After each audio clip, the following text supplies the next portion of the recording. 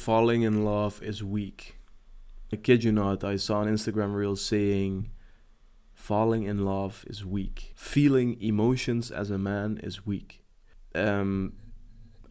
For a long time I've been, of course, observing the space, and an alarming amount of what I see is dangerous, is toxic, man.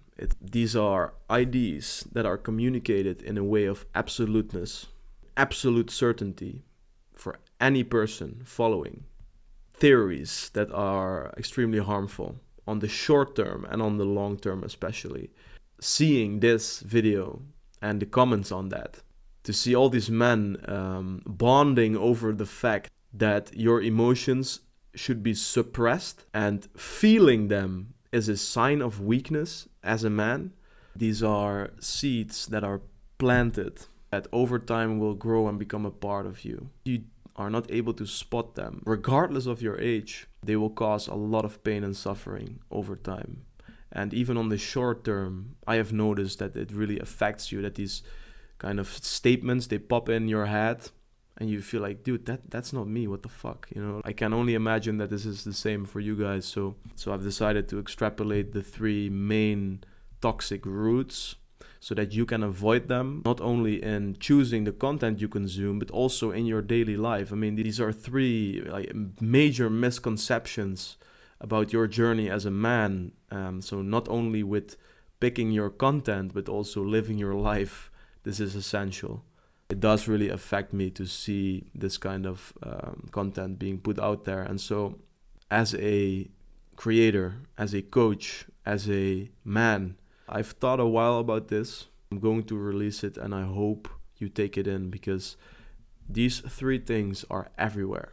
I cannot tell you what to do, but I strongly advise you to avoid these 3 dark sides that have gotten very common and normalized within the masculine development space. What's up, man? Welcome back to the Masculine Direction. It's good to see you again. It's always great to have you. Hope you're killing it on your path. I hope you are able to express your authentic masculinity every single day. That you're beating your resistance in every which way possible. Let's get into it, shall we? So let's take the example. Falling in love is weak. Feeling emotions is weak. What the guy is trying to say, if I can correct it for him, is that in no point in your life is it a good idea to lose yourself in your emotions. As your mission, your purpose will always be the priority, always be number 1, that any emotions that sway you off that path will eventually make you unhappy, as you're not giving yourself what you need as a man who has that fire. However, the way it's communicated is saying that the initial feeling of the emotion, feeling emotions in general, that this is what defines you. Attaching the thoughts and emotions of which we have zero control, that happen to us, are triggered through our environments. That feeling those is what defines you, is what makes you weak or strong. It is so alarming, because what happens if you start believing this? If you start creating, to some degree, a negative relationship to your own emotions and thoughts. Anytime that you are in a situation and you will feel certain heavy emotions coming in, instead of naturally, calmly observing and choosing how to respond in that moment, you will feel an immediate contraction of like, oh fuck, that's the insecurity, or that's the self-doubt. You've learned yourself that this is what defines you, that this is what makes you weak. So it's gonna have the exact opposite effect. You're gonna have more of these emotions and thoughts. You're gonna have more problems dealing with them. All right, it's one big paradox, man, and something that isn't talked about in this space at all is that it's fucking okay to feel shitty, that it's fucking okay to be vulnerable, right? And hearing these guys talk in, also in the tonality and absoluteness in their vocabulary and in how they speak, it will give you the feeling that you're fundamentally flawed when you experience these emotions, because this guy is absolutely not feeling that shit, right? And what it does is, if I would be communicating this type of shit to you guys, I would be building a community of of men that are in shells, man, that are just hurt, insecure, running away from themselves, and will all later in their lives find out who they truly really are.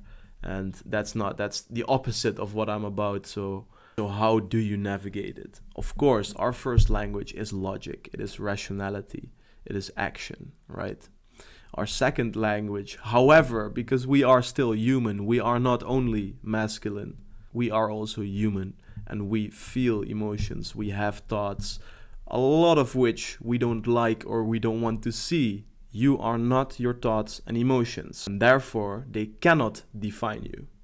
So saying that falling in love is weak or that feeling a certain thing can define you in any way is a fallacy. It is wrong. It is toxic. Thoughts and emotions happen to you, and they happen to you as they are triggered through your experience of life. They are teaching you something. Often the things that you fear or don't want to experience, don't want to think and feel, they will come back and back and back. Everything that feels heavy to you will come back time and time again. And this is for you a challenge. This is for you a teacher to observe them and do nothing with them. Don't defend yourself. Don't react to it. Don't fight it. Just observe the emotion and thought, or how shitty the feeling might be, to be in that moment, to feel what you feel, and see it disappear 10 seconds later. That is the only masculine and human fucking approach. Masculine first language, of course, is logic and rationality and building and creating action, right? But still, we speak a damn good second language in emotions as we are still human. Don't buy into any of this shit that is telling you that your thoughts and emotions should be suppressed, should be responded to in a certain way, and that they can define you at all. They are completely separate of what you truly are.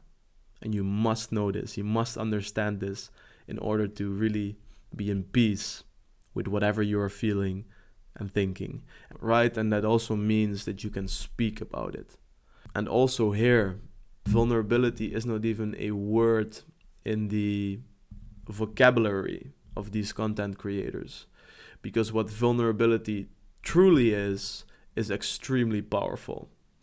It is being so secure in yourself that you can share the things from within you that you are maybe not as happy about, given the fact that you are still taking action, of course. So it's not about complaining and venting. And this is what vulnerability is translated as by a lot of these creators.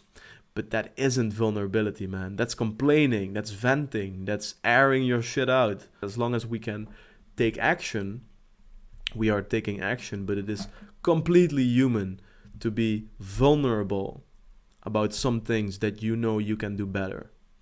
With women, with men, it doesn't fucking matter.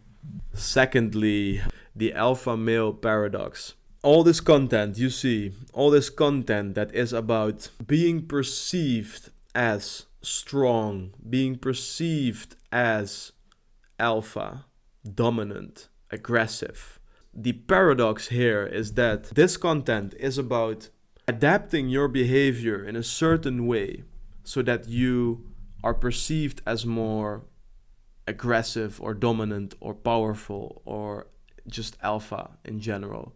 The paradox in itself here is that you are playing a game where you're constantly comparing yourself to others. Because how can you become more aggressive and more dominant and more alpha? It is one big game of hierarchy, right? It is one big game of you one-upping someone else or outdoing your competition or winning and others losing.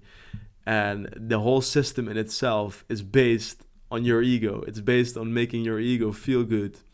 And thus the whole system is based on insecurity. It's based on you not being able to say, I am happy with who I am as a man. I am secure in myself.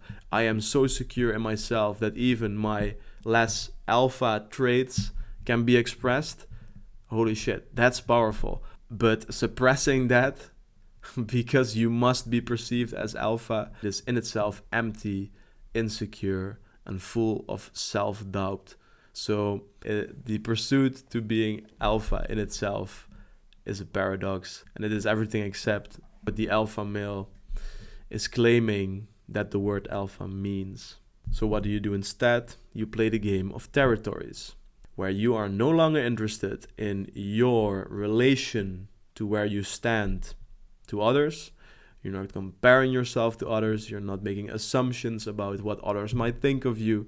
You lose the whole focus on result, winning, succeeding, and of course the opposite of that, losing, failure, all that shit. No, the only thing that you are interested in is territory, is expanding your territory. Your gym, your martial arts dojo, your profession, your purpose, all the places that you come to build yourself, you are expanding your mastery in those territories. You're literally, physically expanding your territories. So the only thing that becomes important is to take action, to act in your territories, and to collaborate with the people that are also in those territories because they're like-minded.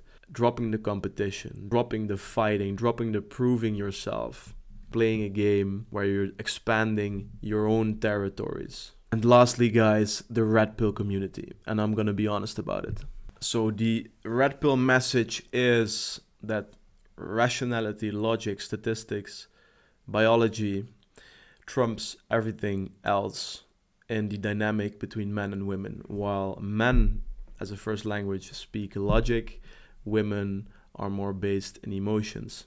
So in the dynamic where men and women come together, where we speak logic and women speak emotion, the notion of the Red Bull community is that we should observe that dynamic where emotions and logic are a factor through only a logical, rational lens. So when it is believed that through biology women are promiscuous, hypergamous, then this must mean that a woman in any situation will leave you as soon as you start earning less. That she will leave you if you are not as tall as the other guy that has as much money. It uses these extremely superficial factors to shield themselves from their emotions.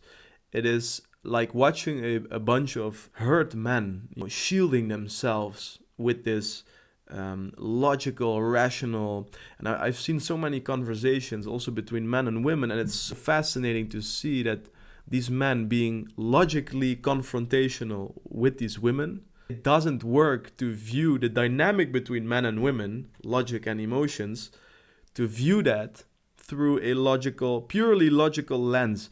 How are you ever going to attract and keep a high quality woman if you cannot be even present with her? If you don't even know who you truly are, what your feminine sides are, what your weaknesses are. Emotionally, if you cannot ride her emotional waves and be grounded instead of sitting there and reacting with a fix and a logical response to everything she's giving you. It's just, of course, the message of build yourself as a man is woven into the Red Pill community. Of course, take it to the bank. This is, of course, important. This is just the journey itself, right? Everything around it. All these superficial factors that will just get stuck somewhere in your brain, that when you're in the moment present with a feminine woman, right, who has done her own work, who has learned about her feminine energy. If you're just sitting there thinking of all that shit and thinking of her hypergamous and promiscuous nature as you're talking to her, she's gonna be gone in 5 minutes, man. Like she will feel that you're completely blocked and tensed and fighting with yourself. It disregards the topic. It even fights the topic of vulnerability.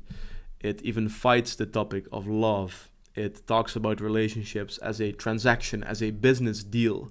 Often people join this community when they've been cheated on, when they are hurt by women, there's a very large energy of resentment towards women. They come in this community and they find solace in this message of it's biology, it's statistics, it's this. You're completely disregarding the fact of how masculine and feminine energy work together, completely disregarding the most powerful human emotion of love, completely disregarding the spiritual path, being present and aware, honoring your masculine energy, having it come together beautifully with the feminine energy. Spiritual sense of that is just a very sad corner of the self-improvement space. Men are training themselves to not be capable of love, to not be capable of having a deep, meaningful connection with a true feminine woman. And so you will be filled with these disadvantageous statistics and rates at which